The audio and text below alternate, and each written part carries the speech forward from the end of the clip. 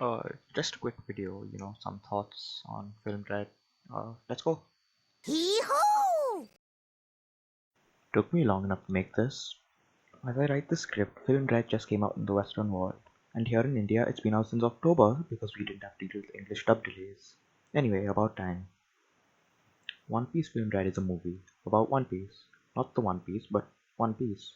Straw Hat Luffy and his crew, and no, I'm not gonna say Mugiwara no Luffy because I don't speak Japanese.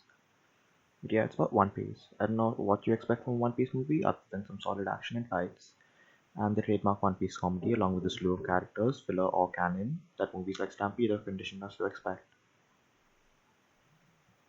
The following bits contain spoilers. Of course,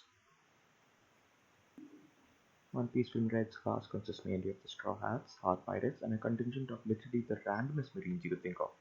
Kobe shows up, Bluno from CP9 shows up, and they send two admirals in at the end of the plot for the final fight. Although the action lover in me is complaining, but two? Come on. This cast of characters is definitely curated for a reason, and that reason is their utility and past histories together. Kobe and Luffy, Nami and Brule, Law, yeah, they all serve their purposes extremely well. Fill characters, however, hit or miss. The King Dude, whose name I've already forgotten, is literally an exposition and plot device, although Uta is the star of the show through and through, even if some of her decisions are questionable at best. I particularly liked her corruption arc, and though it seemed forced at the start, with Shanks being almost shoehorned in as a villain, it cleared up towards the end. So then, Shanks being the quote-unquote villain has what as a resolution? Shanks saving the day, obviously. He's the reason this film read, after all. On the topic of Uta's arc, it seems like the center is delusion. She even forces her fans to stay trapped in her dream world. Now that is what I thought is supposed to do. But then you realize it's naivete, but also a twisted sort of love. Obviously naivete as she doesn't understand that you can't force people into a world they don't want to be in, which is ironic because pirates do that too. But then there's love. She loves her fans. People said that her continuing with her plan, even though she knew the truth about Shanks and thought Musica was contrived, but I disagree. She genuinely thought this was the best outcome for her fans. They hated the pirates and world government as they were, and they wanted to be free. So her plan changed. It went from ending the age of piracy to ending the suffering of her fans. Which is why she continued on after knowing that it wasn't Shanks who destroyed the island.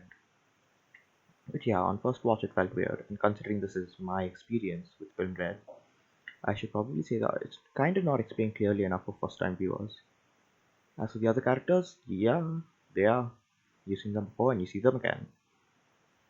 But let's get to the core of the move, the music. Adu absolutely slams it out of the park with 7. That's right, 7 whole absolute bangers.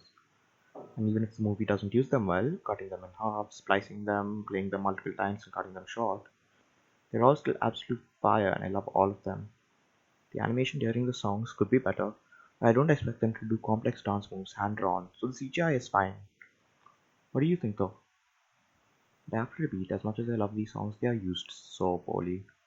So poorly. I was expecting a musical with every song getting its own time to shine. Instead, they use it like it was a part of the soundtrack, and it really ruined what could have been so much better for me. The soundtrack itself is great though, and in case you all didn't notice the blend of the main fight theme with the chord progression of New Genesis, it was sick.